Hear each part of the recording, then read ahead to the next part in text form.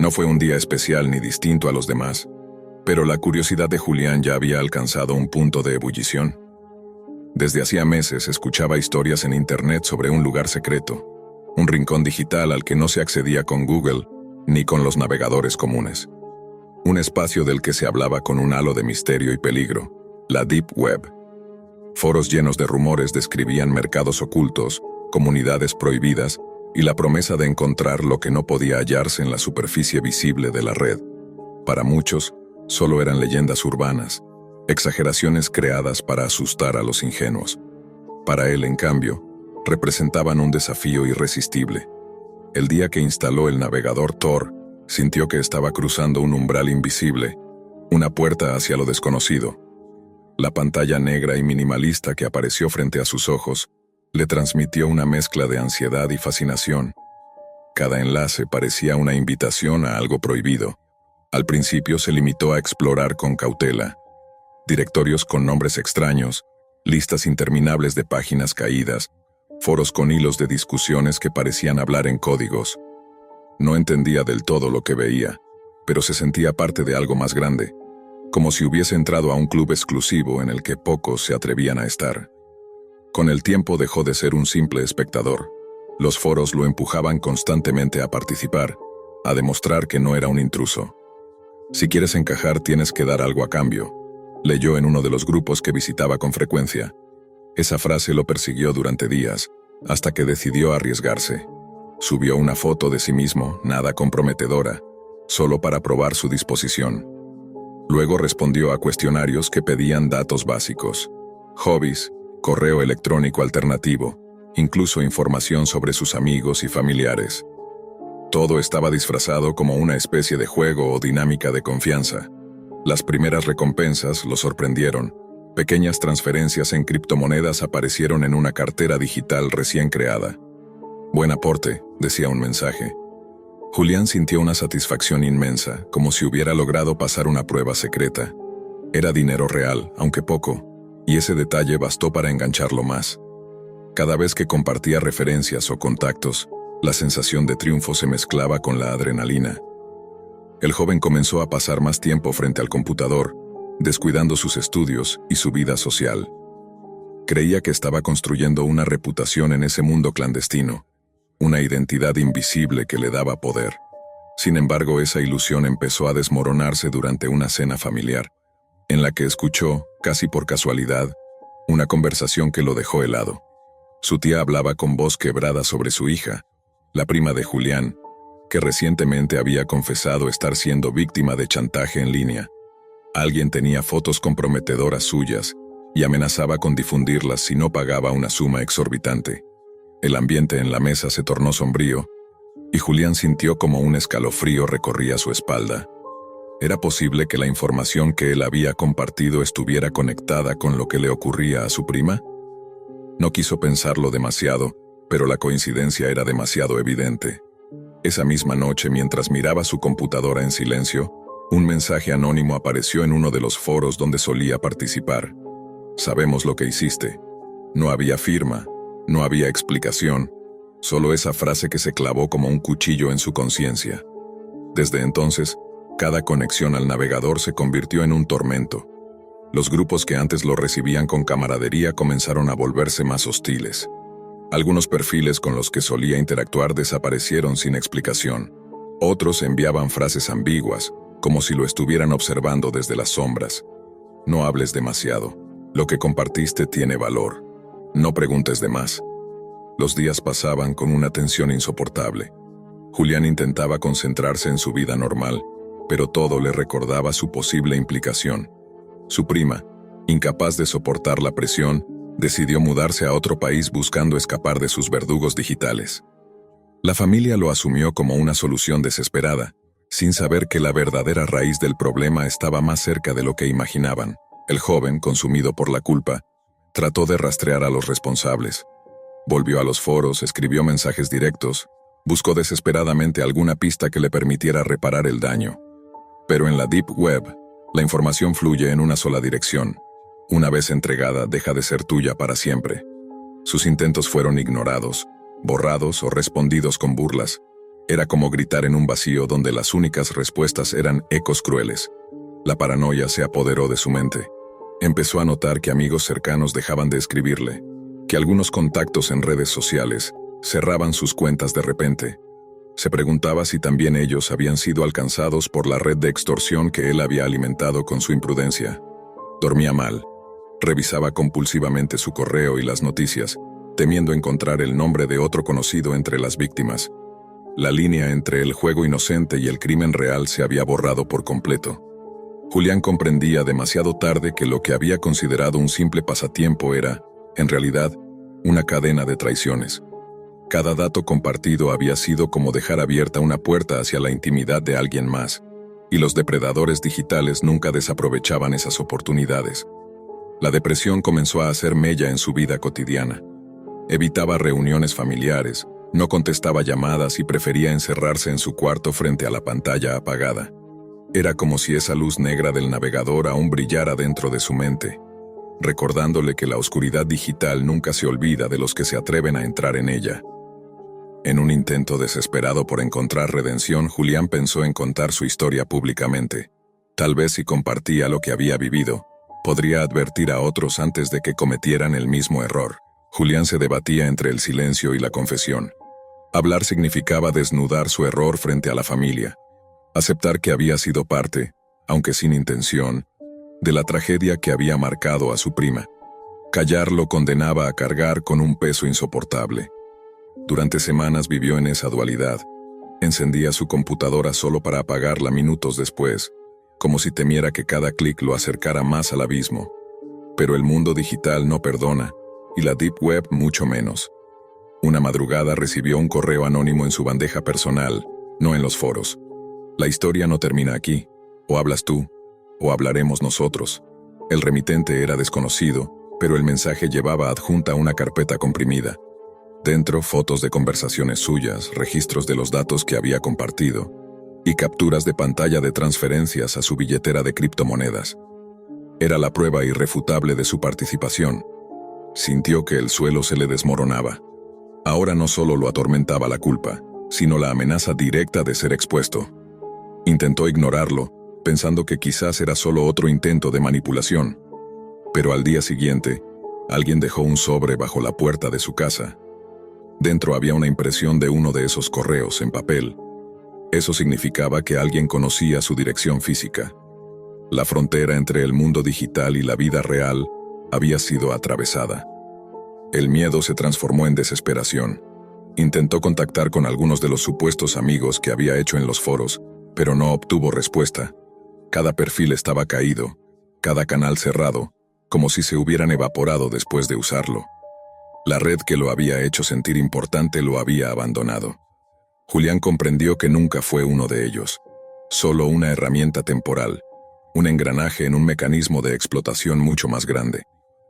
En paralelo, la noticia llegó a sus oídos como un martillazo. Su prima, incapaz de soportar la presión y el exilio, se había quitado la vida en el país donde intentaba empezar de nuevo. No hubo palabras que pudieran describir el dolor en su familia. La tragedia se extendió como un eco, arrasando con todo. Julián, devastado, comprendió que la línea invisible entre su curiosidad y el crimen se había convertido en una herida real y sangrante en su propia sangre. Las noches siguientes fueron un infierno. Se preguntaba una y otra vez si hubiera podido evitarlo todo con un simple no cuando le pidieron información. Pero el pasado no se borra, y en la Deep Web cada acto queda registrado como cicatriz. Intentó confesar, pensó en contarlo a sus padres, incluso en acercarse a la policía. Sin embargo, el miedo a ser incriminado lo paralizaba. ¿Cómo explicar que aunque él no había tomado directamente las fotos ni hecho las amenazas, sí había abierto la puerta para que otros lo hicieran? Finalmente tomó una decisión. Abrió un documento en blanco y comenzó a escribir. No un correo, no una publicación en redes comunes, sino un testimonio crudo y directo que pensaba difundir de forma anónima. Su historia completa, con cada detalle, como advertencia a todo aquel que sintiera la tentación de entrar en ese mundo oscuro. Quería que su error sirviera al menos para que otros no repitieran su destino. Lo publicó en varios foros de la Deep Web, en blogs ocultos y hasta en páginas de acceso público. Se expuso como nunca antes, Sabiendo que el riesgo era enorme, la respuesta no tardó en llegar. Algunos lo insultaron, otros lo llamaron traidor, pero también hubo quienes lo agradecieron en silencio, enviándole mensajes privados asegurando que abandonarían ese camino antes de que fuera tarde. No recuperó la paz de inmediato, pero en ese acto encontró un mínimo consuelo. Había perdido demasiado, y nada traería de vuelta a su prima, pero al menos su voz no se había quedado en la sombra.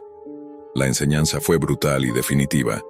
En la Deep Web no existen juegos inocentes. Cada dato tiene valor, y cada decisión abre la posibilidad de que otros sufran consecuencias irreparables. La validación momentánea, las pequeñas recompensas y la falsa sensación de pertenencia terminan costando mucho más de lo que se gana. Al mirar la pantalla apagada, Julián entendió que el verdadero enemigo no era solo la red oscura, sino su propia curiosidad desmedida y su incapacidad de medir los riesgos. Desde entonces juró no volver a ceder a esa tentación. Su relato quedó flotando en el océano digital como una advertencia. La traición en las sombras digitales no solo destruye al que cae en ella, sino también a los que ama. Era un mediodía cualquiera. La casa estaba en silencio y el sol apenas se colaba entre las cortinas cerradas del cuarto. El niño, apenas 15 años, se movía con esa mezcla de aburrimiento y travesura que lo caracterizaba cuando su hermana mayor no estaba. Él sabía que no debía entrar en su habitación, pero la tentación era demasiado grande. La computadora encendida, con esa pantalla negra donde las ventanas se abrían y cerraban solas como si alguien invisible las estuviera manipulando. Se sentó frente al monitor con los auriculares puestos y lo primero que notó fue que no era un sitio común de Internet. No había colores llamativos ni menús fáciles de entender. Todo estaba envuelto en un fondo oscuro con tipografías verdes y rojas, símbolos extraños y un contador que parpadeaba en la esquina superior. Al principio creyó que era un simple foro, un espacio raro en donde se hablaba de apuestas y criptomonedas, pero con un clic de más se desplegó lo que parecía un acceso oculto. Una animación de una ruleta metálica que giraba lentamente. La interfaz era engañosa, parecía un videojuego clandestino. El niño, curioso y sin noción de los límites, presionó spin. La ruleta comenzó a girar con un sonido mecánico, un chirrido metálico que le recorrió la espalda. El círculo se detuvo en un número, 47. Automáticamente la pantalla cambió y apareció un perfil detallado de una persona real. Nombre, dirección, una foto tomada al azar en la calle. El niño sintió un nudo en el estómago, pensando que era algún tipo de broma o montaje. Entonces, sin previo aviso, el sitio mostró una transmisión en vivo. Una cámara temblorosa enfocaba a un hombre caminando por una acera. De repente, un disparo seco resonó en los auriculares. La pantalla se sacudió con un destello, y el hombre cayó de rodillas antes de desplomarse, inmóvil. Los gritos de personas alrededor se escucharon distorsionados, como si estuvieran filtrados por un micrófono oculto. Sobre la pantalla, apareció un mensaje en letras brillantes. El jugador gana, 0,012 BTC transferidos. El niño se apartó de la silla con la respiración acelerada. No podía creer lo que había visto. ¿Era un video falso? ¿Una edición para asustar a quienes se atrevían a jugar? ¿O realmente había presenciado un asesinato en directo? La ruleta volvió a girar sola, como si lo incitara a seguir.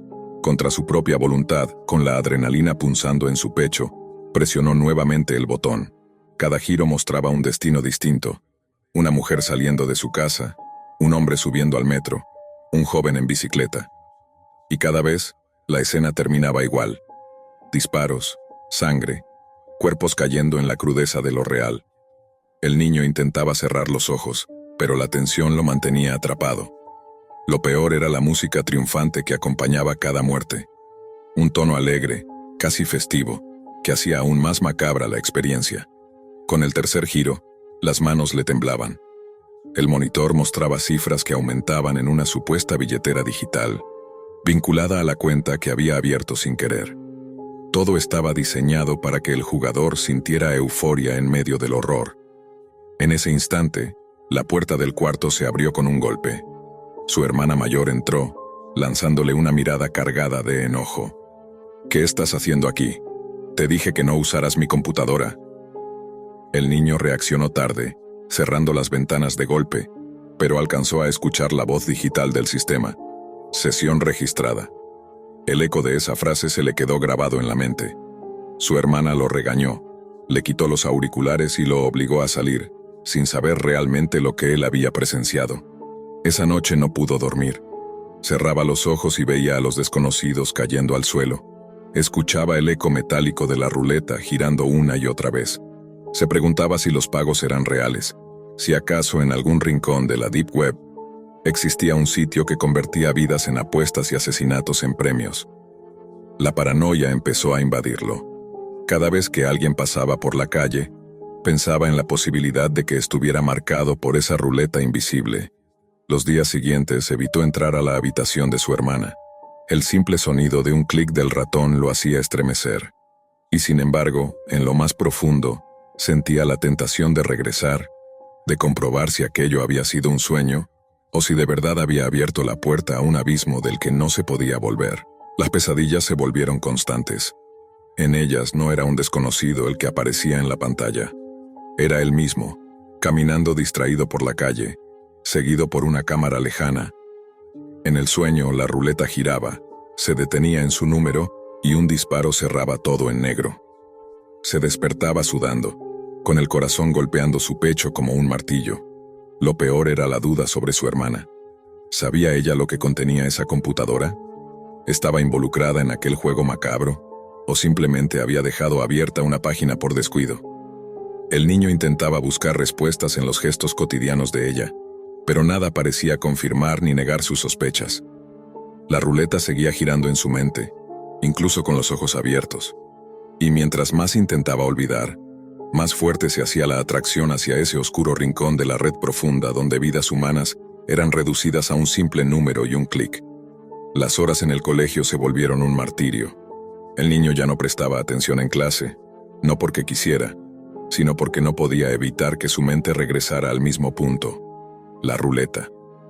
El ruido metálico del giro lo perseguía como un eco en los pasillos, como si las ruedas del destino se estuvieran moviendo en algún lugar, invisibles, esperando detenerse en alguien más. Cada vez que un compañero levantaba la mano o respondía a una pregunta, él los imaginaba en la pantalla, caminando por la calle, con el mismo desenlace brutal que había presenciado. El miedo comenzó a mezclarse con la curiosidad. No podía aceptar la idea de que todo fuera un truco. Necesitaba comprobarlo. Esa tarde, apenas llegó a casa, se encerró en su habitación. No se atrevió a entrar en la de su hermana, pero se quedó de pie frente a la puerta cerrada, escuchando. El teclado sonaba, los clics del ratón se repetían, y la voz metálica que había escuchado aquella vez, apenas un susurro, parecía filtrarse a través de la madera. Spin, spin, spin. El corazón le golpeaba el pecho. Quiso abrir la puerta y confrontarla, pero el miedo lo congeló. ¿Y si ella estaba participando también? ¿Y si ya sabía que él había entrado en la página? Durante la cena todo parecía normal. Su hermana hablaba con sus padres sobre cosas cotidianas, tareas, amigos, proyectos. Pero él la observaba como si hubiera cambiado por completo. Cada movimiento suyo era analizado, cada sonrisa, cada palabra. Le parecía imposible que una persona que hubiera tenido acceso a ese juego pudiera seguir comportándose con tanta calma. Esa noche no resistió más. Esperó a que todos durmieran y volvió a colarse en la habitación de su hermana. La computadora estaba apagada, pero el niño sabía cómo encenderla sin hacer ruido. La pantalla tardó en iluminarse, y por un instante pensó que todo habría desaparecido, que la página se había cerrado para siempre. Sin embargo, bastó con revisar el historial oculto para encontrar el mismo enlace. Lo abrió con las manos temblorosas, y ahí estaba de nuevo, la ruleta, esperando, girando lentamente como si lo hubiese estado aguardando todo ese tiempo. El contador mostraba su última sesión registrada, con la misma cantidad en la billetera digital. Era real, no lo había imaginado. La curiosidad venció al miedo. Presionó el botón. La ruleta giró y en la pantalla apareció el perfil de una adolescente de no más de 16 años. El niño sintió un vuelco en el estómago. La transmisión mostró a la chica saliendo de una tienda, cargando una bolsa. El entorno era normal, hasta que una figura encapuchada apareció en el fondo. El disparo fue seco. El cuerpo cayó al suelo, y los gritos de la multitud lo sacudieron hasta la médula. El niño se quitó los auriculares de golpe, pero la música festiva seguía sonando en su cabeza. Volvió a mirar la pantalla y la cifra en la billetera digital aumentó. El vértigo lo empujaba entre dos extremos: cerrar todo y huir, o seguir girando hasta el final. En ese momento sintió algo que lo heló. La cámara de la transmisión parecía moverse con cierta intención, como si estuviera buscando algo más allá de la víctima. El lente se giró por un instante y enfocó directamente a la cámara de su propia computadora. Solo fue un segundo, un destello, pero lo suficiente para que él retrocediera de la silla y se cubriera el rostro con las manos. Apagó la computadora de un golpe y corrió a su cuarto. Pasó la noche en vela con la sensación de estar siendo observado. Los días siguientes se volvieron insoportables. Cada vez que escuchaba un clic, un disparo en la televisión o el sonido de un videojuego, lo asociaba con la ruleta. La paranoia lo devoraba. Sentía que cada número podía ser alguien cercano, un vecino, un profesor, incluso su familia. La tensión llegó a tal punto que empezó a desconfiar de su propia hermana. ¿Por qué tenía esa página? ¿Por qué estaba en su computadora? ¿Era ella la jugadora real y él solo había caído por accidente? ¿O acaso lo había dejado abierto para que él lo encontrara? El niño comenzó a espiarla. La seguía de lejos cuando iba al colegio. Miraba por la rendija de su puerta en las noches. Revisaba cualquier papel o cuaderno que dejaba sobre el escritorio. Y cuanto más buscaba, más convencido estaba de que había algo oscuro detrás de su vida cotidiana. Una madrugada, no pudo resistir más. Volvió a encender la computadora, decidido a descubrir la verdad. Pero esta vez la ruleta no apareció sola. En lugar de la interfaz habitual, se desplegó un mensaje nuevo con letras rojas que parecían arder en la pantalla. Ha sido seleccionado. Próximo giro en 24 horas. El niño quedó petrificado. El niño se quedó paralizado frente a la pantalla, incapaz de apartar la vista de ese mensaje. Ha sido seleccionado. Próximo giro en 24 horas. No había botón para cerrar, ni opción para retroceder. El sistema lo había marcado como si su curiosidad hubiese cruzado un límite del que ya no había retorno. Apagó la computadora de inmediato, casi arrancando el cable de la pared, y se lanzó en la cama con el corazón desbocado. Las horas siguientes fueron un infierno. La paranoia se convirtió en su sombra. Cada auto que pasaba por la calle lo hacía estremecer. Cada figura encapuchada en las aceras lo obligaba a esconderse. En la escuela, no podía concentrarse. Imaginaba que las miradas de sus compañeros lo seguían como cámaras invisibles. Cuando faltaban solo 2 horas para que el contador llegara a 0, no aguantó más y enfrentó a su hermana. ¿Qué sabes de la computadora?, le gritó con la voz quebrada. Ella lo miró confundida, sin entender de qué hablaba. Pero en sus ojos, él juraría haber visto un destello de reconocimiento. «¿Qué hiciste, idiota?», dijo ella finalmente, cerrando la puerta de golpe. El niño retrocedió con lágrimas en los ojos. No necesitaba más pruebas. Ella sabía lo que pasaba. Quizás había jugado antes. Quizás había ganado con esa ruleta maldita. O tal vez simplemente lo había usado a él como carnada. Cuando el reloj llegó al 0, la computadora se encendió sola, iluminando la habitación en medio de la noche. El niño no quería acercarse, pero algo lo empujó a mirar. La ruleta giraba de nuevo, esta vez con un ritmo frenético, acompañado de un sonido más fuerte, más metálico, como si cada giro fuera un latido. El círculo se detuvo, y el número apareció en rojo brillante. 15. El niño sintió que el aire se le iba del pecho. En la pantalla no apareció ningún desconocido. La cámara esta vez mostraba su propio rostro reflejado a través de la webcam, con los ojos abiertos de terror. El sistema anunció con voz mecánica: objetivo localizado. Ejecución en curso. El niño gritó apartando la computadora, pero la transmisión lo seguía a todas partes. La cámara cambiaba de ángulo como si hubiese varios dispositivos en la casa, mostrando cada rincón, cada pasillo, incluso a su hermana que dormía en su cuarto, ajena al horror. Un sonido metálico se escuchó desde afuera, un motor arrancando en la calle. El niño miró por la ventana y vio una furgoneta oscura estacionada frente a la casa, con las luces apagadas. La puerta lateral se abrió y 2 figuras encapuchadas bajaron con una calma escalofriante. Intentó despertar a sus padres, pero las palabras no le salían. La garganta se le cerraba con el miedo. La computadora, mientras tanto, mostraba en grande el mensaje final: recompensa liberada. El resto ocurrió tan rápido que apenas pudo procesarlo. Golpes en la puerta, pasos en la escalera, la certeza de que lo habían convertido en el último giro de esa ruleta maldita. La curiosidad del niño había sido su condena. Al entrar en ese sitio prohibido de la Deep Web, creyó que observaba desde afuera, que era solo un espectador. Pero en la ruleta de la muerte, cada jugador se convierte tarde o temprano en parte del juego. El espectáculo no termina con las víctimas en la pantalla. Tarde o temprano, la ruleta gira hacia quien la hizo rodar. Nunca fui de creer en leyendas urbanas ni en esas historias de terror que circulan en foros y videos de YouTube. La Deep Web siempre me pareció un mito exagerado, un lugar que existía solo para asustar a los curiosos. Hasta que la curiosidad venció mi escepticismo. Una tarde lluviosa, después de aburrirme viendo streams de videojuegos y charlas sobre criptomonedas, decidí instalar Tor en mi computadora. Me senté frente a la pantalla, el clic del mouse resonando más fuerte de lo normal, y me sumergí en un mundo que parecía paralelo al que conocía. Foros oscuros, nombres de usuario crípticos, ofertas que sonaban imposibles de rechazar. Al principio todo parecía inofensivo. Algunos usuarios compartían técnicas de hacking, otros discutían sobre criptomonedas y sus inversiones, y unos pocos publicaban cosas que daban escalofríos. Fue en uno de esos rincones cuando encontré algo que llamó mi atención.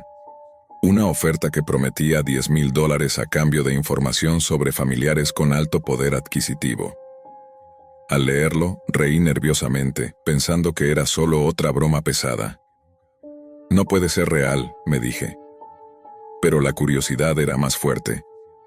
Esa noche, mientras mi novia Sofía dormía, busqué información de mi tío, un hombre adinerado que vivía en la ciudad vecina, y envié los datos que pedían.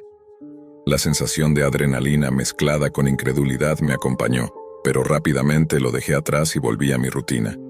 Salidas con Sofía, tardes con amigos, videojuegos y risas despreocupadas. Los días siguientes algo empezó a cambiar. Primero fue un pequeño pinchazo de culpa, una sensación que ignoré creyendo que era irracional. Pero la culpa creció, persistente, como un zumbido constante en mi mente. Una noche, confieso lo que hice a un amigo cercano. Su reacción fue inmediata y alarmante. ¿Sabes lo que esto significa? Esto no es un juego, no es una broma, estás jugando con gente que no tiene reglas. No le di mucho crédito en ese momento, todavía creía que era improbable que algo saliera mal. Luego llegaron los mensajes. Videos enviados a mi correo, clips breves y perturbadores donde mi tío y mi tía aparecían atados, con voces que exigían dinero. Cada mensaje estaba acompañado de instrucciones precisas sobre la transferencia de una suma considerable de dinero. La incredulidad me golpeó primero, seguida por un terror absoluto. La familia pagó el rescate, pero no todo terminó bien. Mi tía no sobrevivió al estrés y a las horas de tensión, y mi tío quedó marcado por la experiencia. Cada escena grabada en mi memoria era un recordatorio constante de mi error. Sofía se enteró. Su mirada cambió, la confianza que alguna vez nos unió se resquebrajó. Intentaba explicarme que no todo podía resolverse con dinero o disculpas, y tenía razón. La relación se tensó, cada conversación cargada de silencios y reproches no dichos. Más tarde, un amigo que había explorado estos rincones oscuros me advirtió sobre algo aún más aterrador. Facilitadores como yo, quienes proporcionaban información sin pensar en las consecuencias, muchas veces eran eliminados por quienes no dejaban rastros ni testigos. Esa idea se quedó grabada en mi mente, sumando paranoia a la culpa que ya me consumía. Mientras todo esto ocurría, comencé a investigar y aprender más sobre lo que había abierto esa puerta. Descubrí que la Deep Web y la Dark Web no son lo mismo, aunque muchos los confunden. La Deep Web incluye todo el contenido no indexado por los motores de búsqueda, bases de datos privadas, bibliotecas académicas, correos electrónicos, registros médicos y demás información que no se encuentra con una simple búsqueda en Google. La Dark Web, en cambio, es un espacio dentro de la Deep Web donde la ilegalidad prospera. Tráfico de drogas, armas, información robada, personas y todo tipo de actividades criminales. Comprender la diferencia me hizo darme cuenta de que lo que había hecho no era solo una broma, sino una entrada directa al mundo de criminales que operan en la oscuridad absoluta, sin escrúpulos, sin empatía.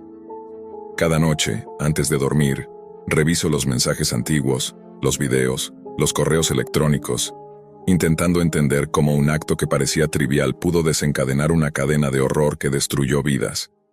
Intento explicarme a mí mismo que nunca tuve intención de lastimar a nadie, pero la intención no importa. Lo que hice facilitó un crimen real, y cada consecuencia se siente como un golpe que no puedo esquivar. Mis días ya no son los mismos. La paranoia y la culpa me siguen a todos lados, y los recuerdos de mi tío y mi tía me persiguen sin tregua. Quiero que otros entiendan lo que yo aprendí demasiado tarde. Lo que parece una broma en la pantalla puede convertirse en una tragedia. La oscuridad de la web no perdona, y la línea entre la curiosidad inocente y la complicidad criminal es más delgada de lo que jamás imaginé. Mi historia, contada de manera anónima, es un aviso. No explores esos rincones ocultos donde el anonimato atrae a los peores, porque lo que se inicia como un juego puede destruir vidas y dejar una culpa que nunca desaparece. Los días se volvieron un desfile de sombras y silencios. Cada vez que sonaba el teléfono, mi corazón se aceleraba. Cada notificación en el correo me hacía temblar.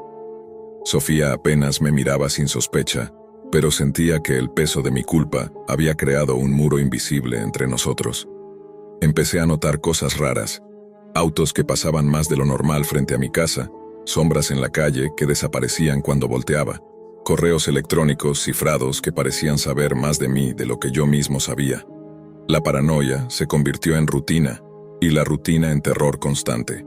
Un día, mientras revisaba noticias en línea, me topé con un informe policial que hablaba de un grupo criminal especializado en secuestros de familias adineradas. La descripción era exacta a lo que había sucedido con mi tío y mi tía. Llamadas de rescate, seguimiento digital, y la metodología precisa que alguien había publicado en ese foro oscuro que visité días antes de que comenzara todo. La realización me golpeó con fuerza.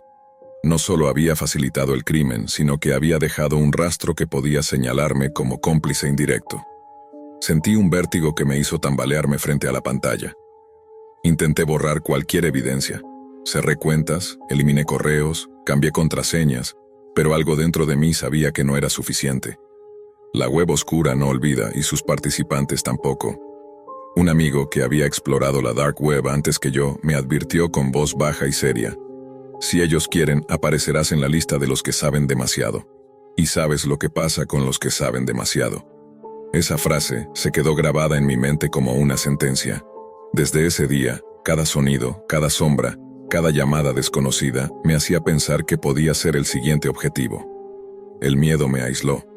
Dejé de salir con amigos, cancelé planes con Sofía y pasaba horas encerrado, revisando cada correo y cada mensaje, buscando cualquier pista, cualquier amenaza que pudiera anticipar un ataque. La culpa, la paranoia y la culpa de nuevo se entrelazaban en un ciclo interminable. Me preguntaba cómo alguien podía ser tan ingenuo, cómo un acto que parecía tan insignificante había desencadenado un infierno real. Una noche, mientras revisaba los mensajes antiguos, encontré un último correo que parecía diferente. No contenía videos, no pedía rescate, solo unas palabras crípticas que me hicieron temblar. Sabemos que tú ayudaste. No hay escapatoria. Aprende a temer lo que crees que es solo una broma. Esa línea destrozó cualquier resto de confianza que pudiera tener en mí mismo. Supe que el riesgo nunca desaparecería, que el error que cometí me perseguiría hasta que ya no pudiera perseguirme más. Sofía finalmente me enfrentó. No sé si puedo seguir a tu lado, dijo, con lágrimas que no ocultaban el miedo y la decepción. Intenté explicarle que nunca quise que nada de esto sucediera, pero las palabras se me atascaban en la garganta. Ella se fue esa noche, y con su partida, sentí que mi mundo se había reducido a una celda de culpa, paranoia y miedo constante. La advertencia que ahora comparto es clara. La Deep Web puede ser un lugar de conocimiento y privacidad, pero la Dark Web es un laberinto de criminales que no sienten, no perdonan y nunca olvidan. Lo que para ti puede parecer un juego, una broma o un experimento, para ellos es una oportunidad de explotar vidas y cosechar víctimas. Cada acción tiene consecuencias, y cada curiosidad mal dirigida puede convertirse en una tragedia irreparable. Hoy vivo con el peso de lo que hice. La vida de mi tío nunca volvió a ser la misma. Mi tía murió, y mi relación con Sofía terminó antes de poder reconstruirse.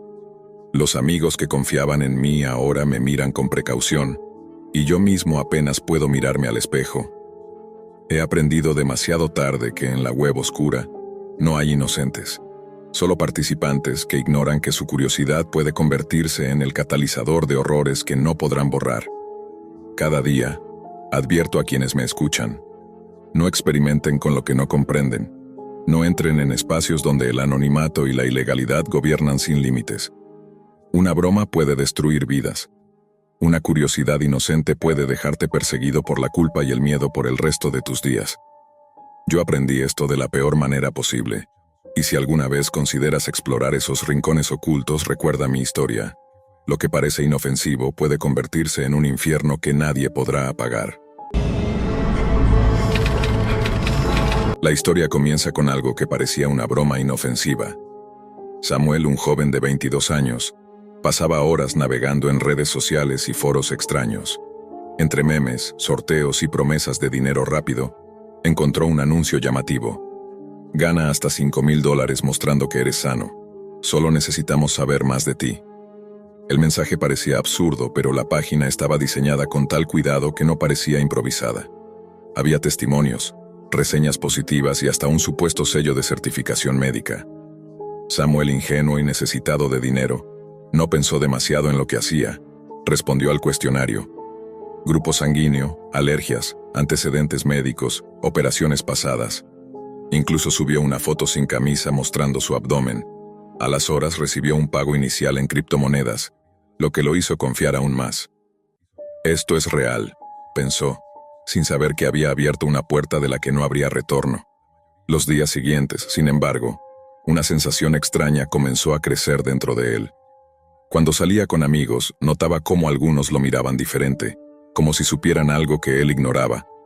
Incluso un compañero de la universidad le preguntó de la nada si estaba donando sangre por fuera, porque había escuchado rumores de que se pagaba bien en la Deep Web.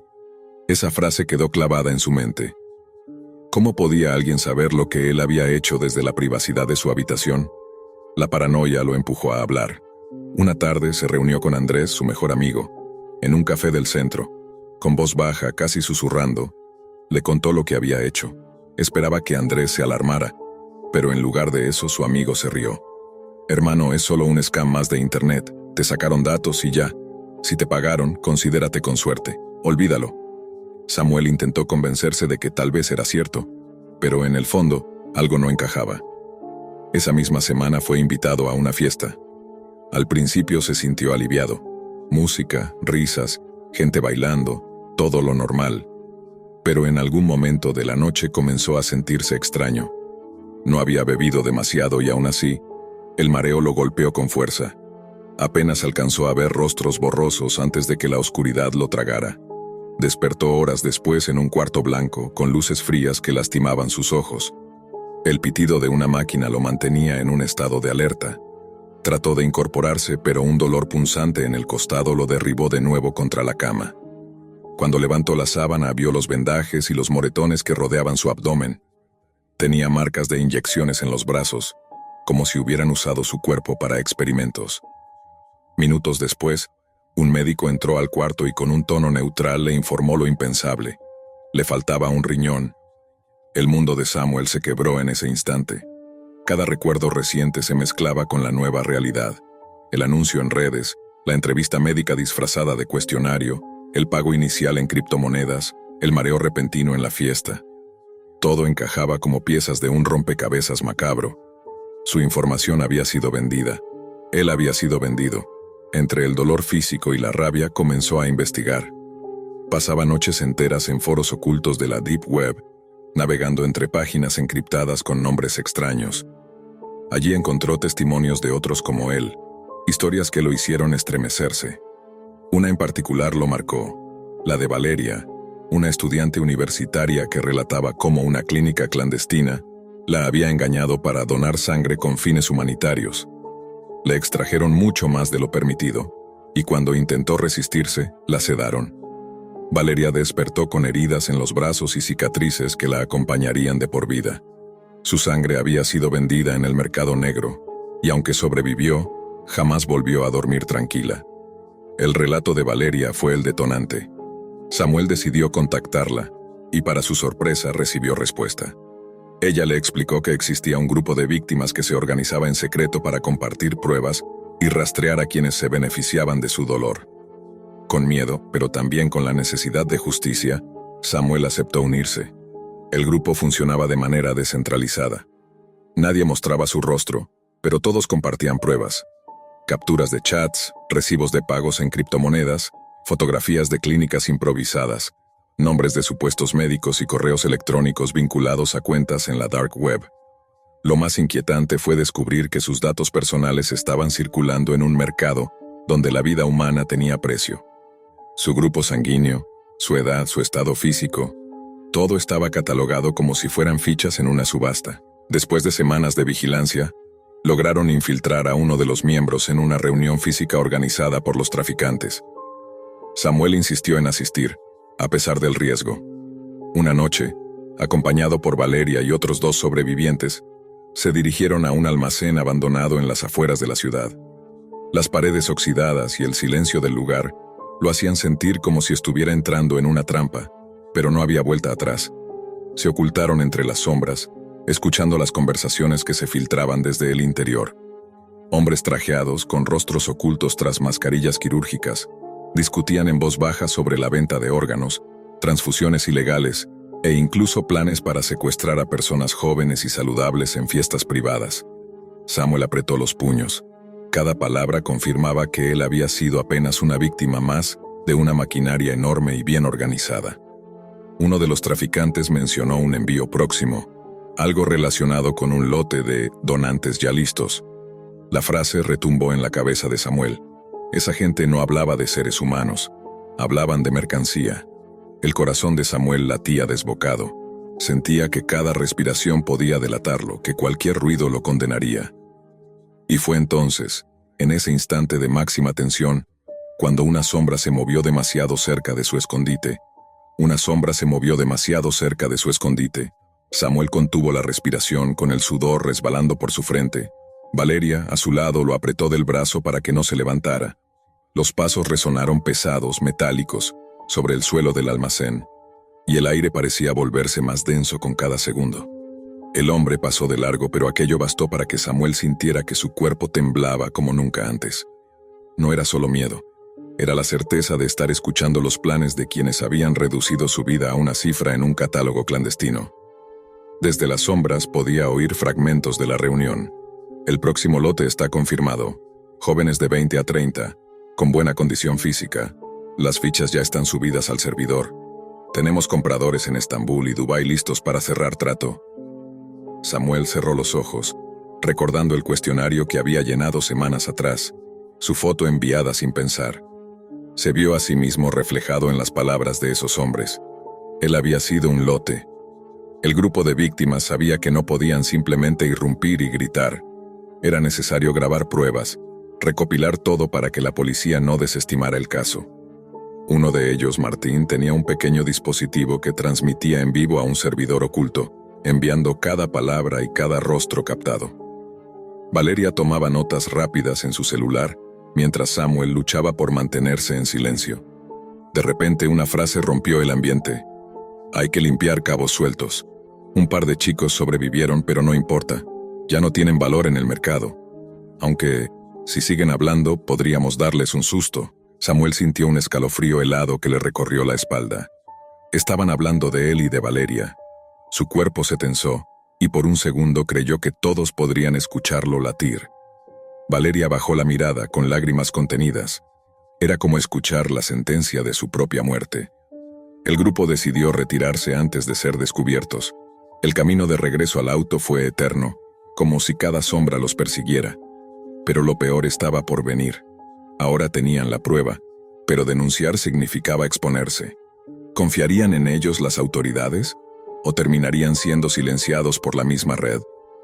Durante las siguientes semanas, Samuel y Valeria se reunieron en secreto con otros sobrevivientes.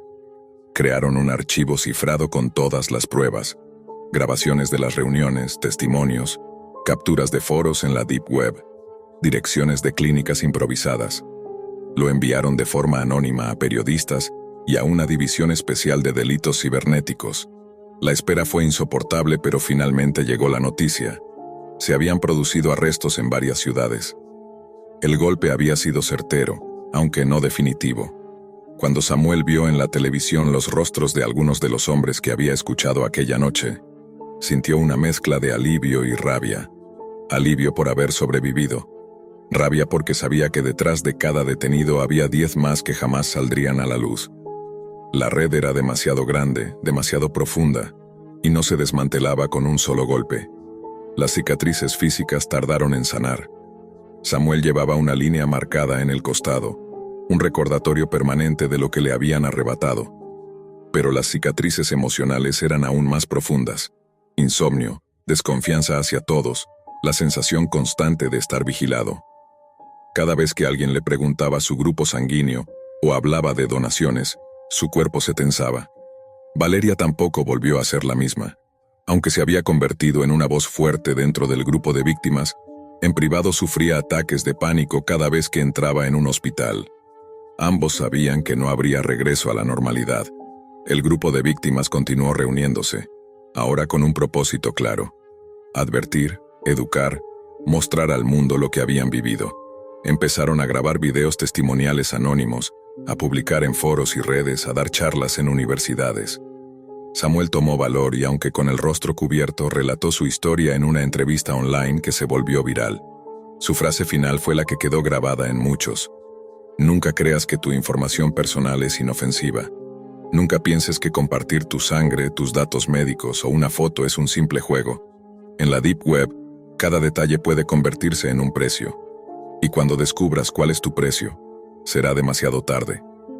El eco de esas palabras viajó más allá de lo que Samuel imaginaba. Hubo jóvenes que decidieron no caer en los mismos engaños, personas que cancelaron citas sospechosas, otros que comenzaron a cuestionar lo que encontraban en redes sociales. No era mucho frente al monstruo del tráfico de órganos, pero era algo. Samuel miraba su cicatriz en el espejo cada mañana.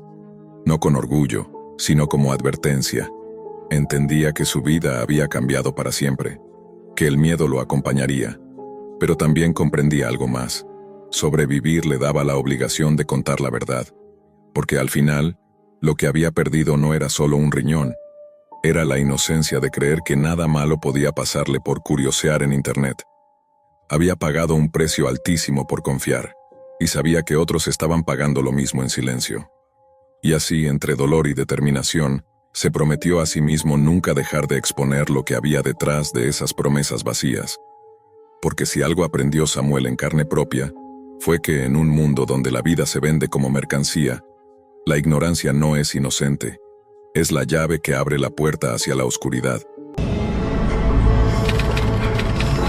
El zumbido constante de su computadora llenaba la habitación mientras las luces de la ciudad se filtraban por las persianas entrecerradas. Lucas llevaba días revisando foros, videos y artículos sobre criptomonedas y oportunidades en línea. Su madre estaba enferma, el tratamiento costoso, y sus ingresos habían caído a niveles que le hacían temblar de ansiedad. Cada mensaje que llegaba a su correo parecía prometer una salida rápida, una forma de equilibrar la balanza entre la desesperación y la necesidad. Había leído testimonios de personas que habían obtenido dinero en la Deep Web casi de la noche a la mañana.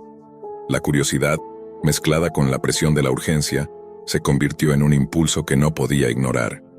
El día que decidió instalar Tor, todo cambió. Su escritorio, antes lleno de cables y periféricos de videojuegos, se convirtió en un pequeño centro de operaciones clandestino.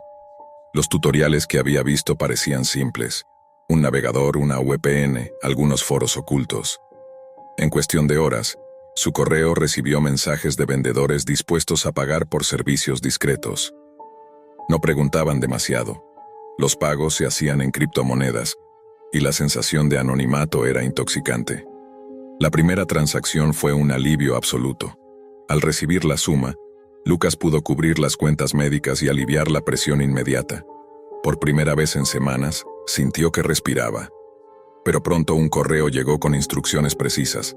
Debía recoger un vehículo de lujo en un hotel de la ciudad y entregarlo en un centro comercial. No había explicaciones sobre la naturaleza del encargo, solo la promesa de un pago aún mayor. Al principio dudó, pero el temor a perder la oportunidad y la necesidad de más dinero lo impulsaron a aceptar. La noche de la recogida, el frío se coló por su chaqueta mientras conducía hasta el hotel. Cuando entró en el estacionamiento, el coche negro esperaba con un brillo inquietante bajo la luz de los faroles. Al abrir la puerta, un olor metálico lo golpeó. Su corazón latía con fuerza al notar manchas de sangre en el volante y restos de objetos personales esparcidos. Una cartera de mujer abierta, ropa desordenada, unos zapatos que no pertenecían a él. Cada detalle incrementaba su paranoia. ¿Qué había ocurrido? ¿Qué tipo de trabajo había aceptado realmente? No había vuelta atrás. Subió al vehículo, encendió el motor y avanzó lentamente hacia la salida, consciente de que cualquier movimiento en falso podía ser fatal. Durante el trayecto, cada sombra a la orilla de la carretera se transformaba en una amenaza en su mente. Su teléfono vibraba con notificaciones que parecían burlarse de su miedo, y al pasar por un control policial, sintió que el tiempo se detenía.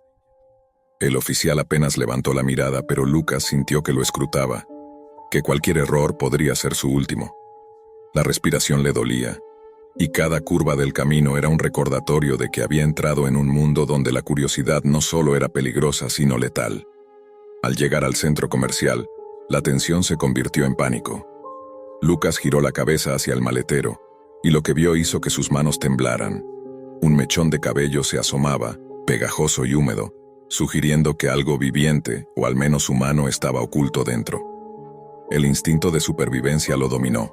Salió del coche, cerró la puerta con un golpe seco y corrió hacia su auto. La distancia entre él y el vehículo parecía un abismo de segundos que se expandía en su mente, y mientras aceleraba hacia casa, la culpa comenzaba a arrastrarse como un peso invisible sobre sus hombros.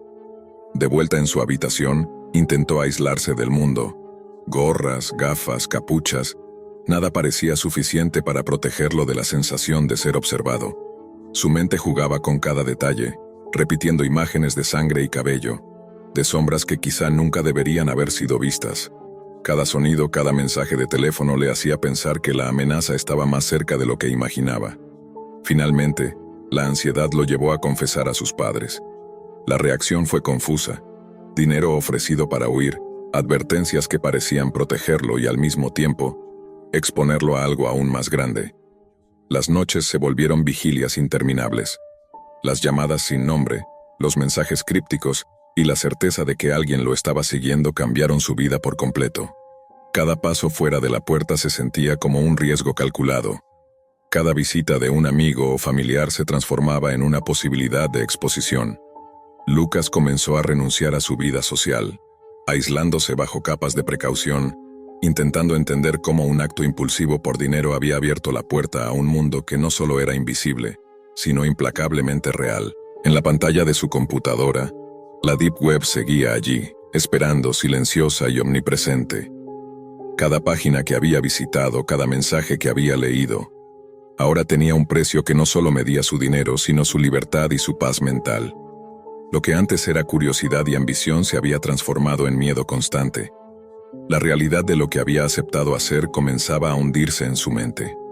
No era un juego, no había recompensas inocuas, solo decisiones que podían perseguirlo indefinidamente. Los días siguientes fueron un ejercicio constante de alerta. Cada vez que sonaba el teléfono, Lucas sentía un escalofrío recorrer su espalda. Cada correo que llegaba sin remitente parecía un aviso silencioso de que alguien sabía dónde estaba, qué hacía y hasta lo que pensaba. Intentó borrar todos los rastros digitales, cambiar contraseñas, incluso desconectarse del mundo virtual por horas enteras, pero nada le ofrecía una sensación real de seguridad.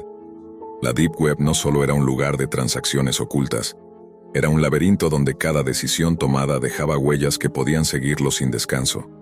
La primera vez que notó la presencia física, no podía estar seguro si era real o fruto de su imaginación. Un golpe sordo en la ventana lo hizo saltar. Al mirar, no vio a nadie, solo la sombra de un árbol balanceándose con el viento. Pero la inquietud no lo abandonó. A partir de ese momento comenzó a revisar cada rincón de su casa antes de sentarse. Cada sonido se multiplicaba en su mente. Cada sombra parecía moverse con intención. La paranoia se volvió su compañera más constante. Y aún así, había momentos en los que sentía que no podía hacer nada para protegerse de lo que se avecinaba. Sus padres, preocupados, insistían en que saliera, que intentara recuperar algo de normalidad, pero él ya no podía. La culpa lo devoraba. La imagen del vehículo, la sangre, los objetos personales y el mechón de cabello se reproducían en su mente en bucle interminable. Por más que intentara racionalizarlo, el recuerdo de ese instante había transformado su percepción del mundo. Cada sonido en la casa, cada auto estacionado afuera, cada vecino que parecía mirarlo con interés, se convirtió en un potencial observador, alguien que podía delatarlo o castigarlo. Una noche, mientras intentaba dormir, recibió un mensaje que no provenía de ningún correo conocido ni aplicación de mensajería, solo un número desconocido y un texto que decía: «No te muevas, pronto será tu turno otra vez». La pantalla parpadeó y se apagó. Lucas no necesitaba más para saber que su vida ya no le pertenecía.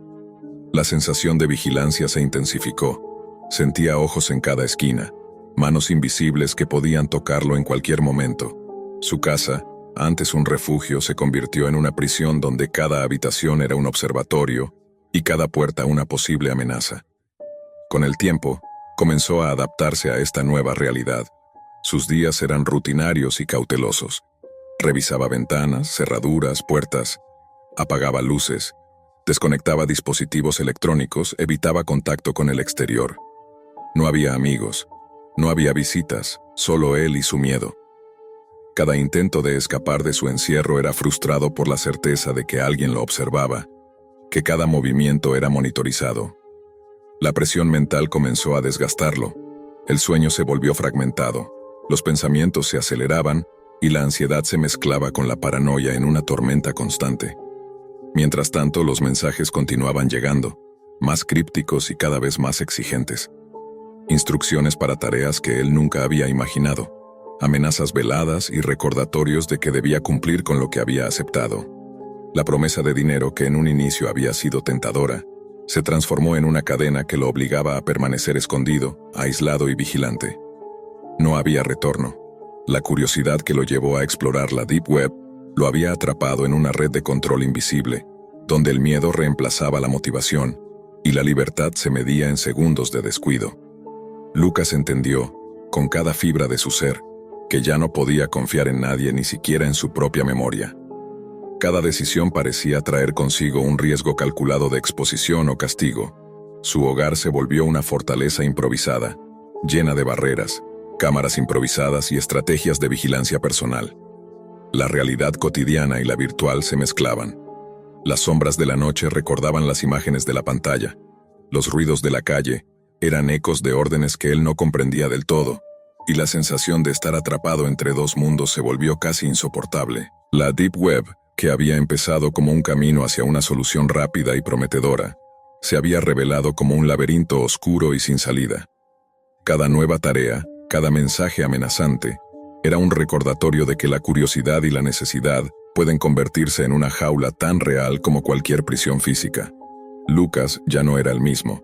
La vida que conocía había desaparecido, y con ella, la confianza, la inocencia y la tranquilidad. Todo lo que quedaba era vigilancia, miedo y una sensación creciente de que cualquier error podía ser definitivo. Una noche, el sonido de la cerradura fue distinto. No era un golpe, no era un roce casual. Alguien estaba entrando. Lucas, paralizado, sintió cómo el aire se volvía denso, como si cada respiración pudiera delatarlo. La puerta se abrió lentamente y figuras emergieron de la oscuridad. No hubo palabras amables ni explicaciones, solo órdenes. Debía cumplir con más tareas, entregar más objetos, obedecer instrucciones que ni siquiera comprendía del todo. Su vida, antes llena de posibilidades y sueños, se había reducido a una sucesión de movimientos calculados para no ser atrapado, para no desaparecer sin dejar rastro. Intentó huir, esconderse, desaparecer de la vista de aquellos que lo vigilaban, pero cada paso parecía dirigido, cada puerta bloqueada por alguien que conocía sus movimientos. La casa, que en algún momento fue un refugio, se convirtió en una prisión de miedo y ansiedad constante. Sus amigos, su familia, su rutina, todo quedó atrás. Lucas se aisló completamente, renunciando a cualquier contacto social, entregado a la vigilancia y al control de fuerzas invisibles que habían transformado su curiosidad en una cadena irrompible. Mientras se sentaba en la penumbra de su habitación, con la computadora apagada y la mente agotada, comprendió la verdad más aterradora. La Deep Web no era un atajo hacia dinero fácil, ni un juego sin consecuencias. Era un mundo donde la curiosidad podía costarte la libertad, la tranquilidad e incluso la vida misma. Cada elección que había tomado lo había llevado a un punto de no retorno, y ya nada podía devolverle la inocencia que había perdido. La advertencia era clara, aunque tardía. Algunas puertas, una vez abiertas, no permiten el regreso. Lucas permaneció allí, en silencio, con los ojos fijos en la oscuridad, entendiendo que su vida ya no le pertenecía. La única certeza que le quedaba era que debía sobrevivir, cumplir y mantenerse invisible.